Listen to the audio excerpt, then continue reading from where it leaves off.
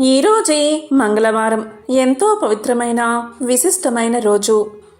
ఈరోజు ఎంతో విశేషమైన సర్వ దుఃఖాలను పోగొట్టే కందావచ్చలి వ్రత కథను ఎవరైతే వింటారో వారికి ఆ శివపార్వతుల అనుగ్రహం కలిగి తిరుగులేని రాజయోగం పడుతుంది.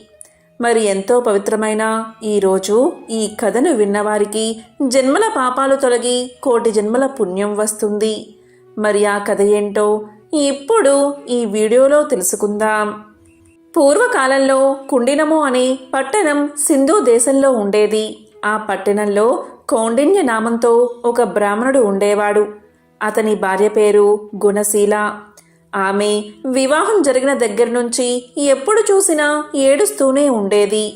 ఆ బ్రాహ్మణ జంటకు కొడుకులు, కూతుళ్ళు, కోడళ్ళు, అల్లుళ్ళు ఉన్నారు. ఆమెకు సకల భోగభాగ్యాలు ఉన్నా కానీ ఎప్పుడూ కూడా ఎందుకు ఏడుస్తుందో ఎవరికి అర్థం అయ్యేది కాదు. ఈమె ఏడుపు విని చుట్టుపక్కల వాళ్ళంతా ఎందుకు ఈమె ఇలా ఏడుస్తుంది, ఈమె అరుపులు వింటుంటే దరిద్రానికి సంకేతంగా అనిపిస్తుంది అని తిట్టుకునేవారు.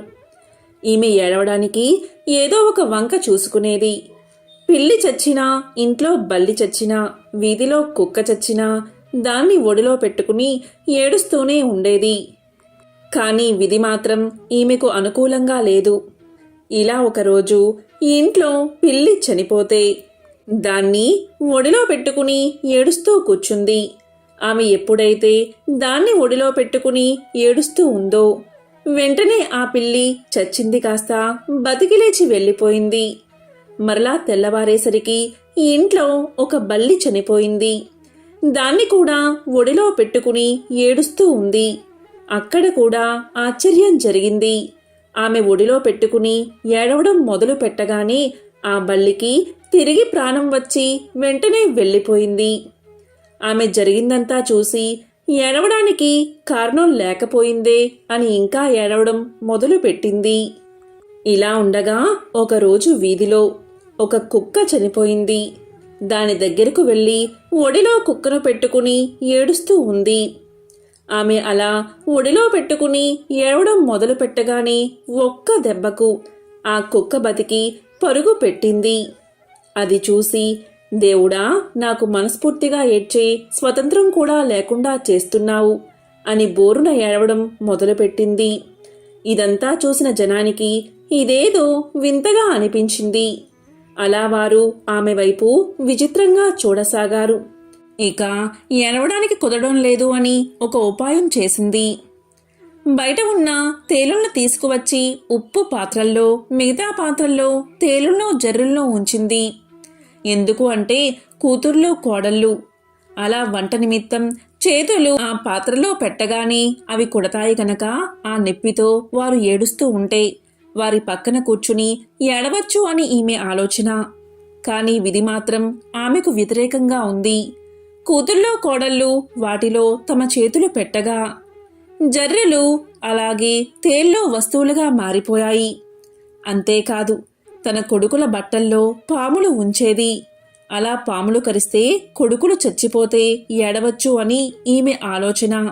కానీ విధి మాత్రం వేరేగా ఆలోచన చేసింది. ఆ పాములు కాస్త బంగారు మొలతాలలా అయిపోయాయి. ఇక కొడుకులు బట్టల్లో చెయ్యిలు పెట్టగానే బంగారు మొలతాళ్ళు వాడి చేతికి అందాయి. వెంటనే కొడుకులు, అమ్మా, బట్టల్లో బంగారు మొలతాడు ఎందుకు ఉంచావమ్మా అని అడగగానే దానికి ఆమె, నాయనా, వాటిని తీసి జాగ్రత్తగా దాచుకోండి అని పలికేది. అలా ఆమె ఏమి చేసినా ఏడవడానికి అవకాశం దొరకకపోవడం వల్ల ఆమె అడవికి పోయి అక్కడ కూర్చుని ఏడవడం మొదలుపెట్టింది. అలా ఏడుస్తున్న సమయంలో పార్వతీ పరమేశ్వరులు ఆ మార్గం గుండా పోతూ ఆమెను చూసి ఇలా పలికారు. ఎందుకమ్మా ఏడుస్తున్నావు అని అడగ్గా దానికి ఆమె ఇలా సమాధానం చెప్తుంది. ఓ మహనీయ దంపతుల్లారా, నాకు అష్టైశ్వర్యాలు ఉన్నాయి. కానీ ఎప్పుడు ఏడవాలనే బుద్ధి పుడుతుంది. అలా ఏడుస్తుంటేనే నాకు మంచిగా అనిపిస్తుంది. దానికి కారణం మీరే చెప్పాలి అని బ్రతిమాలుతుంది. అప్పుడు పార్వతీదేవి మొత్తం తెలుసుకుని ఇలా అంటుంది. ఓ గుణశీల, పూర్వం నీవు కందాబచ్చలి నోమును నోచావు. కానీ దానికి ఉద్యాపన చేయడం మర్చిపోయావు. అందువల్లే ఈ జన్మలో ఈ గ్రహచారం నీకు పట్టింది. నీవు ఈ నోము నోయడం వల్ల మంచి సంతానం సర్వభోగాలు కలిగాయి అని పలకగా గుణశీల అమ్మవారిని చూసి, అమ్మా, ఈ నోముకు ఉద్యాపన ఎలా చెయ్యాలో చెప్పమని కోరింది. దానికి అమ్మవారు ఇలా చెప్తుంది, అయితే విను. వెండితో కంద దుంపను చేయించు, బంగారంతో బచ్చలి తీగ చేయించు, మంచి కంద సేరు, బచ్చలి అరసేరు, 5 మానికల బియ్యం, పసుపు కుంకుమలతో, నల్ల పూసలు, రవికల గుడ్డలు, మెట్టెలు, మంగళ సూత్రాలతో, ముత్తైదువులకు దక్షిణ తాంబూలాలతో వాయినాలు సమర్పించు అని పార్వతీదేవికి చెప్పింది. అంతట గుణశీల ఇలా పలుకుతుంది, అయితే తల్లి, నేను వచ్చేంత వరకు ఇక్కడే ఉండమని ప్రార్థించి పరుగు పరుగున ఇంటికి పోయి అన్ని వస్తువులు తీసుకువచ్చి పార్వతీ అమ్మవారికి సమర్పించి ఉద్యాపన చేసింది. ఇక పార్వతీ అమ్మవారు నిండు హృదయంతో ఆమెకు ఆశీస్సులు అందించారు. అంతతో అమ్మవారు అంతర్ధానమయ్యారు. ఇక గుణశీల ఇంటికి వచ్చి జరిగిందంతా ఇంట్లో వారికి చెప్పేసరికి అందరూ ఆశ్చర్యపోయారు. 4 జాతుల వారు కుల భేదం లేకుండా ఈ వ్రతాన్ని ఆచరిస్తే సమస్త దుఃఖాలు తొలగిపోతాయని ఆమె చెప్పింది. దాంతో అందరూ కందాబచ్చలి వ్రతాన్ని ఆచరించి సర్వదుఃఖాలను పోగొట్టుకుని సుఖంగా జీవించారు. ఈ వ్రతకథను ఎవరైతే వింటారో వారికి సమస్త దుఃఖాలు తొలగిపోయి సకల శుభాలు కలుగుతాయి. పూర్వం గండకీ నదీ తీరాన ఉన్న సిరిపురం రాజ్యాన్ని వీరసేన మహారాజు జనారంజకంగా పరిపాలిస్తూ ఉండేవాడు. పాడి పంటలతో సుఖ సంతోషాలతో ప్రజలు ఆనందంగా జీవిస్తూ ఉండేవారు. ఈ వీరసేన మహారాజుకు వేట అంటే మిక్కిలి మక్కువ. అతను ఒకసారి గండకీ నదీ తీరాన్ని ఆనుకుని ఉన్న అడవిల్లోకి బయలుదేరాడు. చాలాసేపు క్రూర జంతువుల్ని వేటాడాడు. దాంతో రాజు రెట్టించిన ఉత్సాహంతో బాగా దట్టమైన అడవిల్లోకి వెళ్ళిపోయి దారిని తప్పాడు. వెనుక ఉన్న సైన్యాలు రాజుని అందుకోలేక వెనుక పడ్డారు. ఇలా 2 రోజులు గడిచాయి. రాజు జాడ కోసం సైన్యాలు 4 భాగాలుగా విడిపోయి 4 దిక్కులా గాలించి అతి కష్టం మీద 3వ రోజున రాజు జాడ కనుక్కుని అందరూ ఒక చోటకు చేరుకున్నారు. గుర్రం మీద 3 రోజులు ఒంటరిగా ప్రయాణించిన రాజు బాగా అలసిపోయి నిస్సత్తువుగా ఉండిపోయాడు. వెంట తెచ్చుకున్న ఆహార పదార్థాలు నీళ్లు ఖర్చయిపోవడంతో సైనికులు కూడా అలసిపోయి ఆకలితో ఉన్నారు. చాలాసేపు గాలింపు తర్వాత వాళ్ళకి ఒక చిన్న పంట పొలం కనిపించింది. దాంట్లో చెరుకు, మొక్కజొన్న పంటలు ఉన్నాయి. దాంతోపాటు మామిడి, సీతాఫలం బాగా విరగకాచి ఉన్నాయి. మధ్యలో తీయని నీటితో కూడిన ఒక బావి ఉంది. ఇక సైనికులంతా ఆ పొలంపై పడి ఎవరికి కావలసిన వారు తీసుకుని కడుపు నిండా తిని మధురమైన బావినీరు తాగి మహారాజుకి కావలసిన ఫలాలు, చల్లని నీరు ఇచ్చి రాజుని సేద తీర్చారు. కాసేపటికి తేరుకున్న మహారాజు తన సైన్యంతో సహా రాజ్యాన్ని చేరుకున్నాడు. కానీ చిత్రంగా మరుసటి రోజు నుంచి రాజుకి తీవ్ర అశాంతి, అనారోగ్యం మొదలయ్యాయి. రోజు రోజుకి క్షీణిస్తూ మంచం పట్టాడు మహారాజు. రాజవైద్యులు ఎన్ని చికిత్సలు చేసినా రాజుకి ఆరోగ్యం చేకూరలేదు. ఈ విధంగా రోజులు నెలలు గడిచినా కూడా తన రోగం తగ్గకపోయేసరికి రాజు తన గురువైన తపోధనుడైన సదానంద మహర్షిని పిలిపించి తన సమస్యను పూర్తిగా వివరించాడు. అప్పుడు ఆ మహర్షి తన దివ్య దృష్టితో జరిగిందంతా తెలుసుకుని ఇలా పలికాడు, రాజా, రాజన్నవాడు ప్రజల్ని క్రూర మృగాల నుంచి రక్షించాలి. అది కూడా ప్రజలు క్రూర జంతువుల వల్ల తమకి ప్రాణభయం ఉందని ఫిర్యాదు చేసినప్పుడు మాత్రమే చేయాలి. కానీ నీవు మృగ వినోదం కోసం అకారణంగా జంతువుల్ని వేటాడి మూగ జంతువుల్ని హింసించావు. పైగా నీ సైనికులు ఓ పైరు పంటలో చొరబడి పేద రైతు యొక్క కష్టాన్ని దోచుకుని తిన్నారు. అందులో కూడా నీ సైనికులు అతని అనుమతి తీసుకోలేదు. అందులో నీకు కూడా భాగం ఉంది. ఆ పాపం కలిపురుషుడిగా మారి నిన్ను వేటాడుతుంది అని చెప్పాడు మహర్షి. ఇది విన్న రాజు ఎంతో ఆశ్చర్యపోయి ఇలా పలికాడు, మహాత్మా, మన్నించండి. నేను ఈ దేశపు రాజుని కదా. నా రాజ్యంలో ఉన్న సకల ప్రజల మీద, వాళ్ళ ఆస్తుల మీద, ధనధాన్యాలు, పంట పొలాలు, తోటలు, వ్యాపారాలు అన్నిటిపైన నాకు సర్వాధికారాలు ఉన్నాయి కదా. మరి నాకు పాపం ఎలా అంటుతుంది అని అడిగాడు. దానికి మహర్షి ఇలా చెప్పాడు, రాజా, నువ్వు చెప్పింది నిజమే. స్వయంగా నువ్వు ఆ రైతు తోటలోకి వెళ్ళి నీకు కావాల్సింది తిని నీ సైనికులకు పంచినా నీకు దోషం అంటదు. లేదా నీ ఆజ్ఞపైన నీ సైనికులు ఆ తోటలోంచి పళ్ళు నీరు నీకు తీసుకువచ్చినా నీకు దోషం అంటదు. ఇక్కడే నువ్వు ధర్మదేవతని సరిగ్గా అర్థం చేసుకోవాలి. పై 2 విషయాలు జరిగి ఉంటే నీకు దోషం అంటేదే కాదు. కానీ నీ సైనికుల అనాలోచిత చర్య వల్ల తాత్కాలికంగా నీకు ఉపశమనం లభించింది. కానీ ఆ దోష ఫలితాన్ని నువ్వు అనుభవించాల్సి వచ్చింది అని చెప్పాడు మహర్షి. ఇక రాజు సుదీర్ఘంగా ఆలోచించి, మహాత్మా, దీనికి పరిహారాన్ని, ప్రాయశ్చిత్తాన్ని చెప్పండని కోరాడు. ఇక మహర్షిని చూసిన మహారాజు అప్పటికప్పుడు ఆ పంట పొలం రైతును పిలిపించాడు. ఆ రైతు పేద యువకుడైన ముకుందుడు. చక్కనైన రూపం కలవాడు. కాయకష్టం చేసుకుని తనకున్న చిన్న పొలంలో రకరకాల పళ్ళు, ఫలాలు పండిస్తూ వృద్ధులైన తన తల్లిదండ్రులను పోషించుకుంటూ ఉన్నాడు. రాజు యొక్క సైన్యం తన పంటని మొత్తం కాజేయడంతో గత 4 రోజులుగా తల్లిదండ్రులకు సరైన తిండి కూడా పెట్టలేక చాలా దీనస్థితిలో ఉన్నాడు. ఇక రాజు అతనికి క్షమాపణ చెప్పి తన తప్పుకి పరిహారంగా 1000 బంగారు నాణాలు బహుకరించాడు. అప్పుడు పేద రైతు మహా ఆనందపడి ఇలా పలికాడు, రాజా, ఈ బహుమానంతో జీవితాంతం నా తల్లిదండ్రులకి అస్సలు ఏ లోటు లేకుండా ప్రేమగా పోషించుకుంటాను అంటూ రాజుకి కృతజ్ఞతలు చెప్పి అక్కడి నుంచి వెళ్ళిపోయాడు. ఆ విధంగా ఆ రైతు వెళ్ళిపోయాక రాజు మహర్షి వైపు తిరిగి, మహాత్మా, ఇక నా పాపం పోయినట్లేనా అని అడిగాడు. దానికి మహర్షి ఇలా అన్నాడు, రాజైన వాడు ఎప్పటికప్పుడు ధర్మశాస్త్రాలు, నీతి శాస్త్రాలను క్షుణ్ణంగా అధ్యయనం చెయ్యాలి.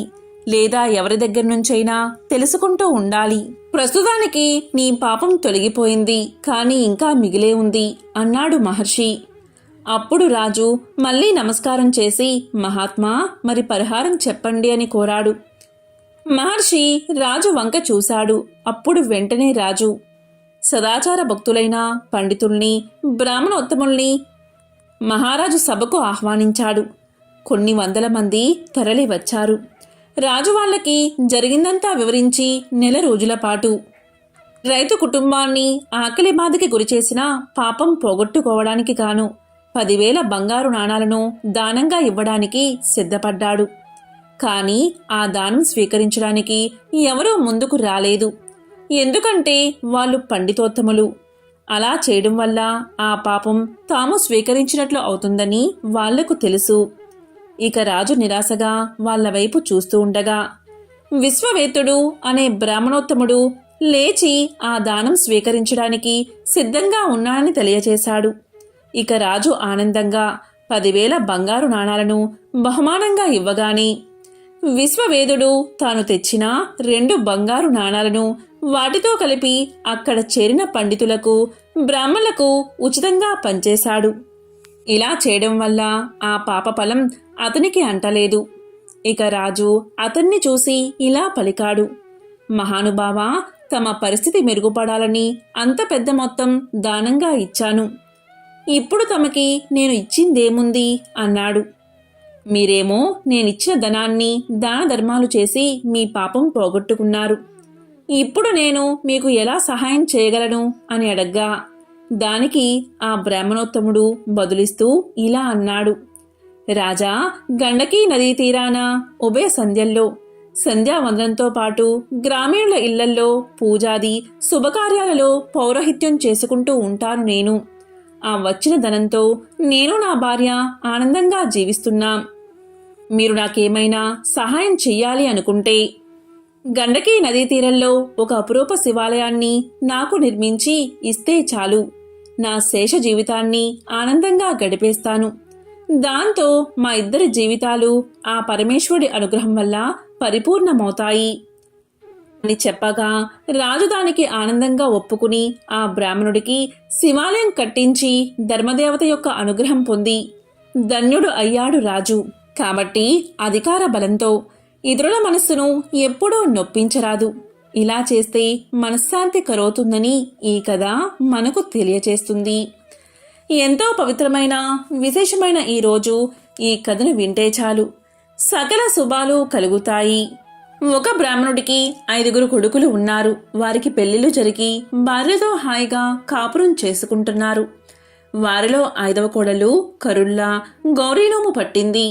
ఆమె సూర్యుణ్ణి ఆరాధిస్తూ అత్త సొమ్ము అక్కర్లేదు, మామ సొమ్ము అక్కర్లేదు, పుత్రి సొమ్మొద్దు, పురుషుని సొమ్ము అసలే వద్దు, నా సొమ్ము నాకిమ్ము అని పలికేది. రోజు ఈ విధంగా అండం విన్న అత్తా మామలు, బావా మరదళ్ళు, తోడి కోడళ్ళు భర్తకు ఆమెపై కోపం వచ్చింది. అందరూ కలిసి ఒకరోజు ఆమె నిద్రపోతూ ఉండగా మంచంతో సహా ఆమెను అడవిలో విడిచి వచ్చారు. ఆమె నిద్ర లేచింది. భయపడక ఆమె అక్కడే స్నానం చేసి సూర్యదేవుణ్ణి ప్రార్థిస్తూ ఉండగా దోసిట రత్నాలు పడ్డాయి. వాటితో పసుపు, కుంకుమ, కొంచెం ఉప్పు, మిరపకాయలు, బియ్యము కొని ఒక ముసలవాని సహాయంతో ఆ సమీప గ్రామాన చిన్న ఇంటిలో ఉన్నది. ఎప్పుడైతే ఈమెను ఇలా చేశారో వారికి దరిద్రం పట్టి పల్లె పల్లెకు తిరుగుతూ అడుక్కుంటూ జీవితం గడపడం మొదలుపెట్టారు. అలా ఊరు తిరుగుతూ ఉండగా ఒక దగ్గర సూర్య నమస్కారం చేస్తున్న ఈమెను చూశారు. మన అమ్మాయి కూడా ఇలాగే సూర్య నమస్కారం చేసేది అని వారిలో వారు అనుకున్నారు.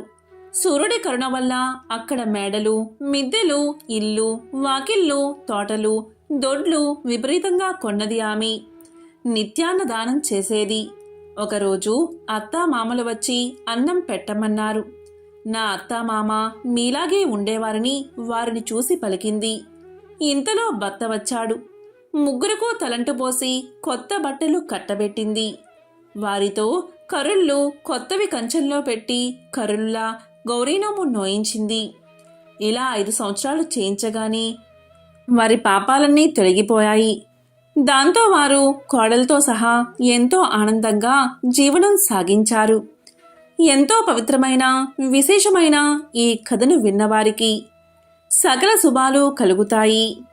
మంగళవారం సందర్భంగా లక్ష్మీదేవికి సంబంధించిన ఒక విశిష్టమైన కథను ఇప్పుడు ఈ వీడియోలో తెలుసుకుందాం. పూర్వం అవంతి నగరంలో ధర్మయ్య, శ్యామల అనే దంపతులు ఉండేవారు. ధర్మయ్య వడ్రంగి పని చేసుకుంటూ జీవితం గడిపేవాడు. ఆ దంపతులకు 3 కుమార్తెలు.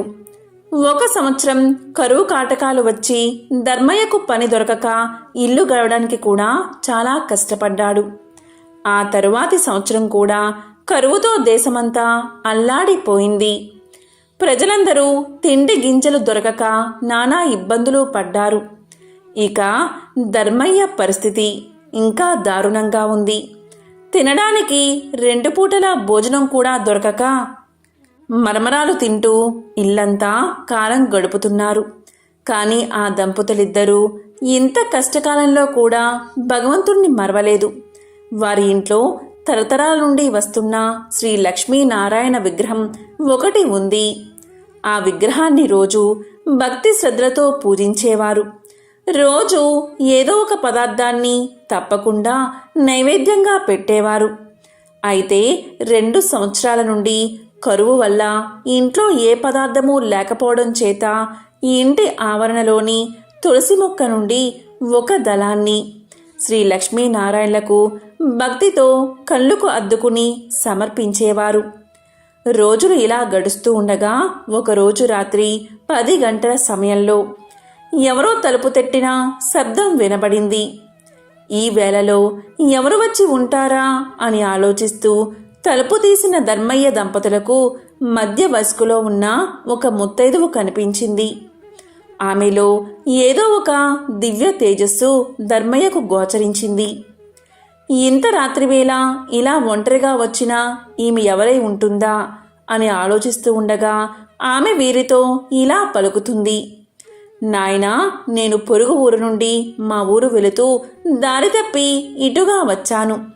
రాత్రి కావడం వల్ల దోవ సరిగ్గా తెలియడం లేదు.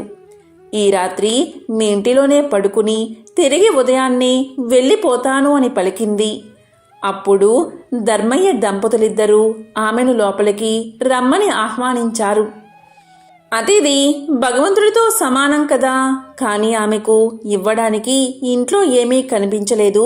వాళ్ళకి కాసిన్ని మంచినీళ్లు మాత్రమే ఇచ్చారు. ఇంట్లో పడుకోవడానికి ఒక చాప మాత్రమే ఉంది. ఆ రాత్రి ఆమె ఆ చాపపైనే నిద్రించింది. తెల్లవారగానే వెళ్ళడానికి సిద్ధమైంది. అప్పుడు ధర్మయ్య దంపతులిద్దరూ ఆమెతో ఇలా అన్నారు. తల్లి, నీవు తేజస్సుతో సాక్షాత్తు జగన్మాత అయిన శ్రీ మహాలక్ష్మిగా ఉన్నావు. నిన్ను ఒట్టి చేతులతో పంపుతున్నందుకు మాకు ఎంతో బాధగా ఉంది అన్నారు వారిద్దరూ. అప్పుడు ఆమె ఇలా పలుకుతుంది. దంపతులారా, మీరు చింతించవద్దు. మీ ఇంట్లో ఉండడానికి ఒప్పుకున్నారు, అదే చాలు అంది. అప్పుడు శ్యామలమ్మ ఆమెకు బొట్టు పెట్టి పంపించింది. ఆమె వెళ్ళిన తర్వాత కాసేపటికి ఇంట్లో ఏదో చప్పుడు వినిపించింది. ఏమిటా అది అని ఇల్లంతా చూడగా శ్రీ లక్ష్మీనారాయణ విగ్రహం వద్ద నుండి శబ్దం వస్తున్నట్టుగా వారు గమనించారు. అక్కడ కొన్ని బంగారు నాణాలు పడి ఉన్నాయి. అప్పుడు ఆ దంపతులకు జరిగిందంతా అర్థమైంది.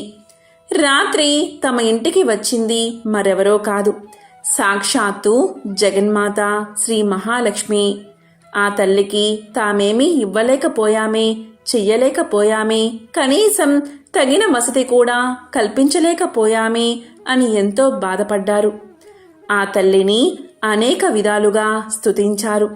శ్రీ మహాలక్ష్మీదేవి అనుగ్రహం వల్ల కలిగిన ధనంతో పిల్లల పెళ్లిళ్ళు ఘనంగా జరిపించారు. జీవించినంతకాలం సుఖంగా జీవించి ఎన్నో సత్కార్యాలు చేసి చివరకు ముక్తిని పొందారు. దీపం లక్ష్మీ స్వరూపం. ధర్మయ్య దంపతులు రోజు శ్రీ లక్ష్మీనారాయణ విగ్రహం వద్ద దీపం వెలిగించేవారు. ఎంతటి కష్ట సమయంలో అయినా దీపారాధన మాత్రం మానలేదు. అందువల్ల శ్రీ మహాలక్ష్మీదేవి ఎంతో సంతోషించి వారిని అనుగ్రహించింది. దీపం జ్ఞాన స్వరూపం. దీపం ఐశ్వర్య స్వరూపం. దీపం ఉన్న చోట శ్రీ మహాలక్ష్మి చిరునవ్వుతో ఉంటుంది. ఎవరైతే నిత్యం దీపారాధన చేస్తారో వారు సిరి సంపదలతో తులతూగుతారు. వారికి దేనికి లోటు ఉండదు. ధనధాన్యాలు సమృద్ధిగా ఉంటాయి. ఆ తల్లి అనుగ్రహం ఉన్నవారికి సర్వ సౌభాగ్యాలు లభిస్తాయి. ఓ జగజ్జనని జగన్మాత శ్రీ మహాలక్ష్మి, నీకు ఇవే మా నమస్కారాలు. మంగళప్రదాయని నీవు, నీకే ఇవి మా ప్రణామాలు. లోకేశ్వరి, నీకు ఇవే మా నమస్కారాలు. భక్తుల కోరికలు తీర్చే కల్పవల్లివి నీవు.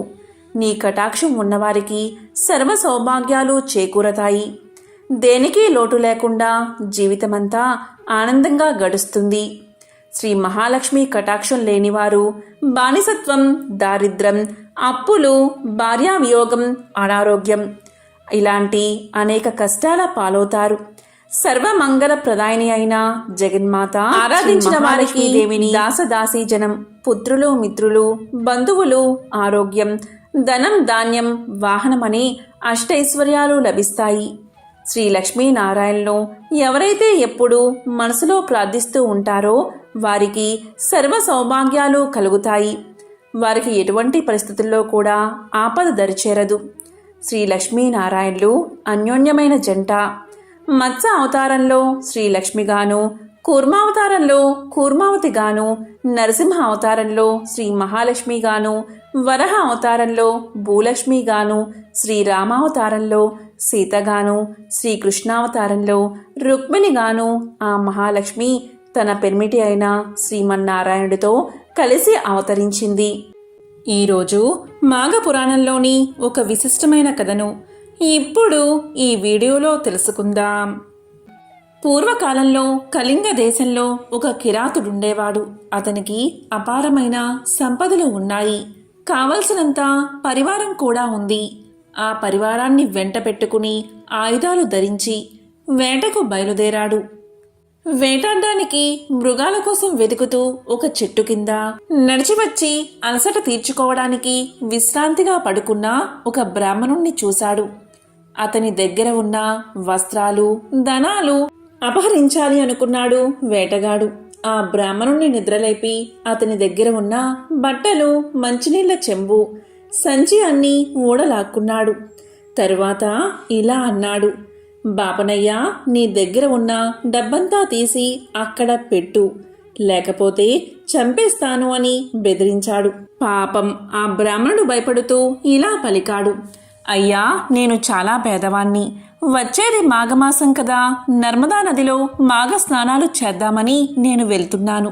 నా దగ్గర సొమ్మేమీ లేదు, నన్నేమీ చేయకు అని దీనంగా వేడుకున్నాడు. ఆ బ్రాహ్మణుడి మాటలకు వేటగాడికి కోపం వచ్చి తన చేతిలో ఉన్న కత్తితో 2 ముక్కలుగా బ్రాహ్మణుణ్ణి నరికేశాడు. కట్టుబట్టలతో సహా అన్నీ వెతికినా ఆ బాపడి దగ్గర ఒక్క పైసా కూడా దొరకలేదు వేటగాడికి. తరువాత ఆ వేటగాడు ఆ అరణ్య మార్గంలో ప్రయాణిస్తున్న ప్రయాణికుల గుంపు మీద పడి వారిని నిర్దాక్షిణ్యంగా స్త్రీలు, బాలరు, వృద్ధులు అనకుండా అందరినీ చంపి వారి దగ్గర ఉన్న నగలు, ధనాలు అన్నీ దోచుకున్నాడు. ధనం సంపాదించడానికి ఎవరి ప్రాణాలైనా తీయడంలో వెనుకాడేవాడు కాదు ఆ వేటగాడు. ఆ వేటగాడికి పట్టణంలో బంగారు నగలు చేసే ఒక కంసాలివాడు మిత్రుడిగా ఉండేవాడు. వేటగాడు తాను దోచుకువచ్చిన నగలన్నీ ఆ కంసాలికి ఇచ్చి అమ్మించి ధనం తీసుకుపోయేవాడు. కంసాలి వేటగాడు తెచ్చిన బంగారంలోంచి కొంత అపహరించి స్వయంగా అమ్ముకుని బంగారం అమ్మి పెట్టినందుకు వేటగాడు ఇచ్చే సొమ్ములో కొంత డబ్బు పుచ్చుకుని బాగా సంపాదించాడు. అతనికి కూడా పాప భీతి లేదు. వీరిద్దరికీ ఇంకొక సూత్రుడు స్నేహితుడుగా ఉండేవాడు. వాడు స్త్రీ వ్యసనం కలవాడు. తండ్రి, తాతలు సంపాదించిన ధనం చాలా ఉంది. దొరికితే ఎవరినైనా మాయ మాటలతో మోసగించి వారి దగ్గర ఉన్న ధనాన్ని కాజేసేవాడు. అంతేకాదు, కొంచెం అందమైన ఆడది కనబడితే నయానో భయాన్నో ఆమెను లొంగదీసుకుని అనుభవించేవాడు. ఈ శూద్రుడికి 25 ఏళ్లు కూడా రాకముందే అతని తండ్రి చనిపోయాడు.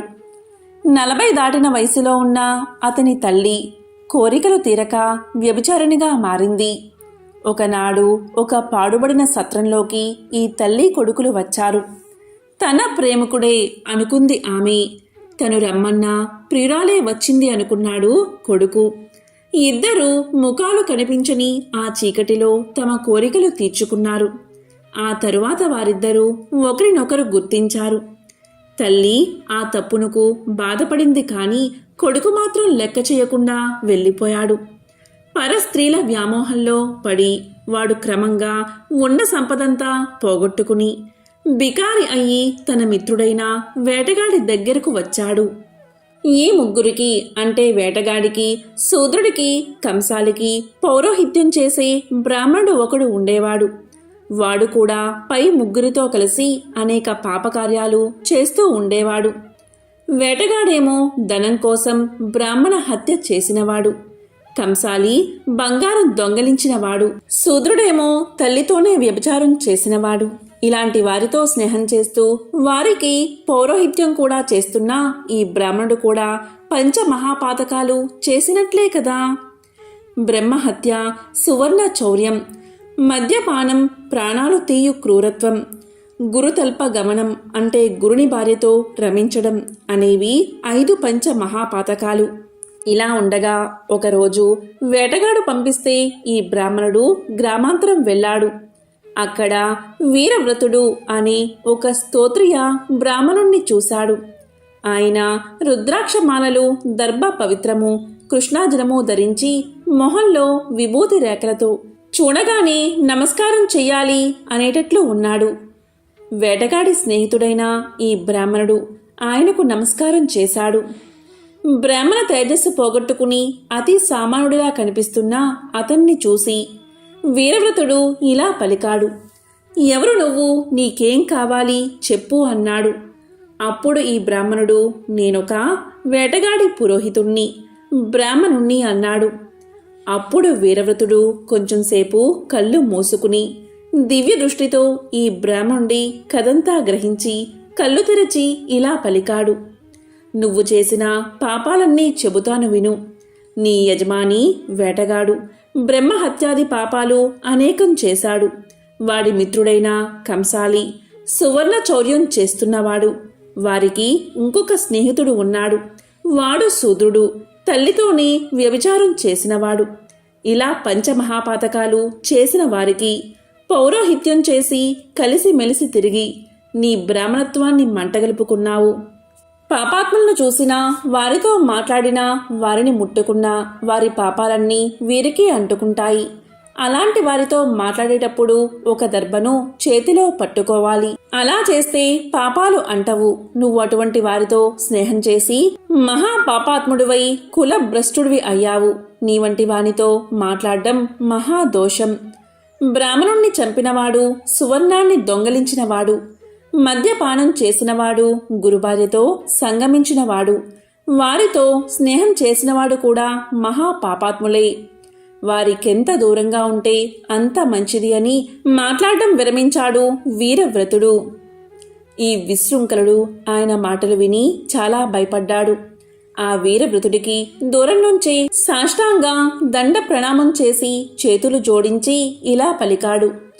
మహాత్మా, నాకీ మహాపాతకాల నుంచి విముక్తి ఎలా కలుగుతుంది?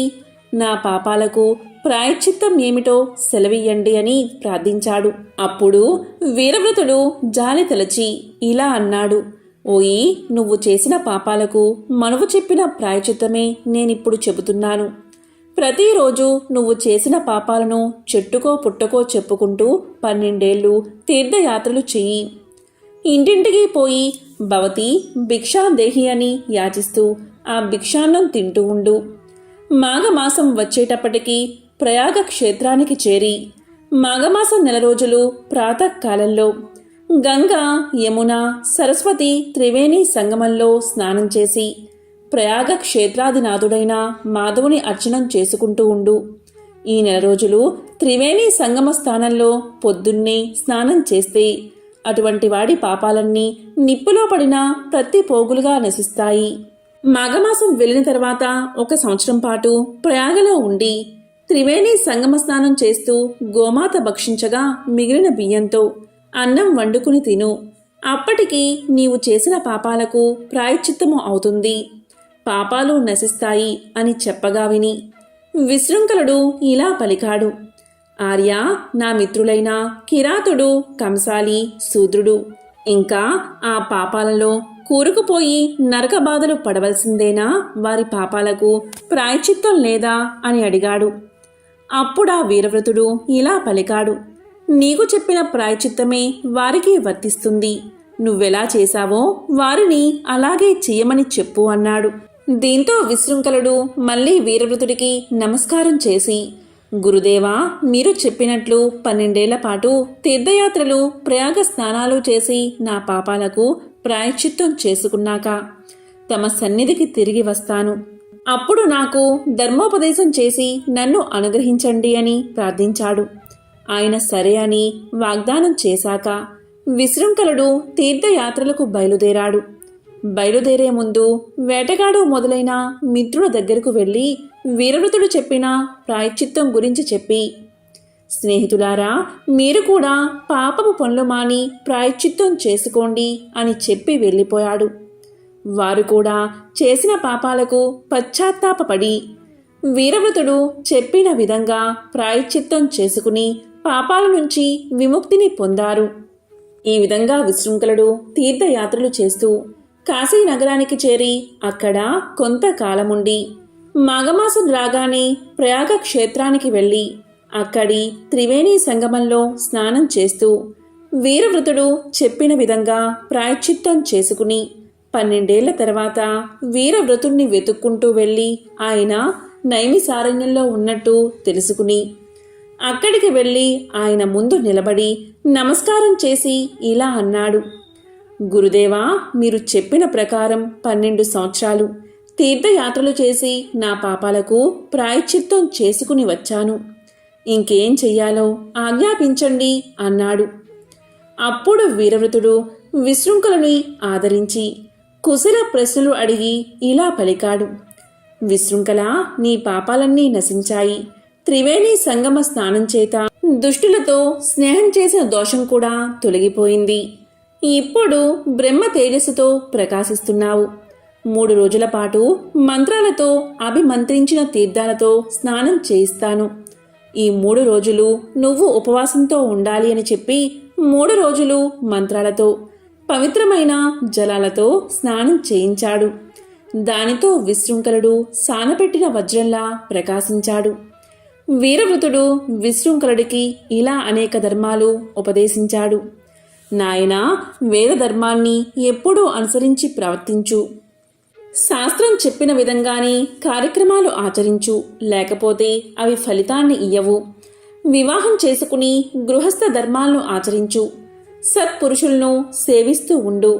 సంధ్యావందనం, అగ్నిహోత్రం, బ్రహ్మయజ్ఞం ఎప్పుడూ మానకుండా చెయ్యి. ఇంద్రియ నిగ్రహంతో వ్యవహరించు. నిత్యము సాలగ్రామార్చన చేస్తూ ఉండు. ఎవరితోనూ విరోధం పూనకు. సమస్త ప్రాణుల మీదను దయ కలిగి ఉండు.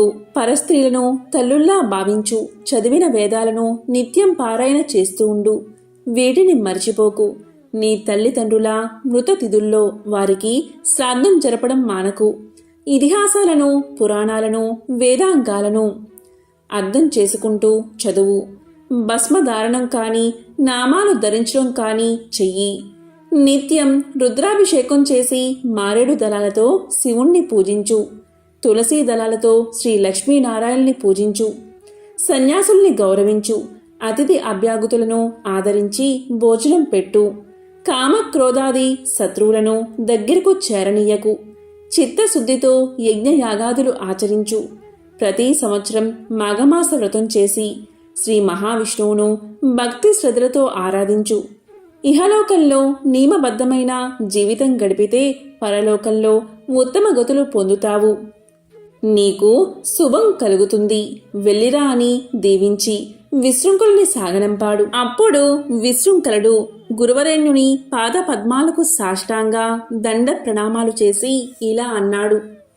గురుత్తమ, తాము ఉపదేశించిన ధర్మాలను అక్షరాలా ఆచరిస్తాను అని చెప్పి సెలవు తీసుకుని కాశీ నగరానికి పయనమయ్యాడు. అక్కడ అన్ని విధాలా తనకు యోగ్యురాలైన కన్యను చూసి పెళ్లి చేసుకుని గృహస్థ ధర్మాలను యథావిధిగా పాటిస్తూ ఇహలోకంలో సమస్త భోగభాగ్యాలు అనుభవించి చివరికి వైకుంఠ ధామానికి చేరుకున్నాడు. ఈ కథలను విన్నంతనే జన్మల పాపాలు తొలగి 1,000,000 జన్మల పుణ్యం వస్తుంది. సకల శుభాలు కలుగుతాయి. ఓం నమః శివాయ. ఓం శ్రీ మాత్రే నమః. ఓం శ్రీ మహాలక్ష్మియే నమః. ఓం నమో నారాయణాయ.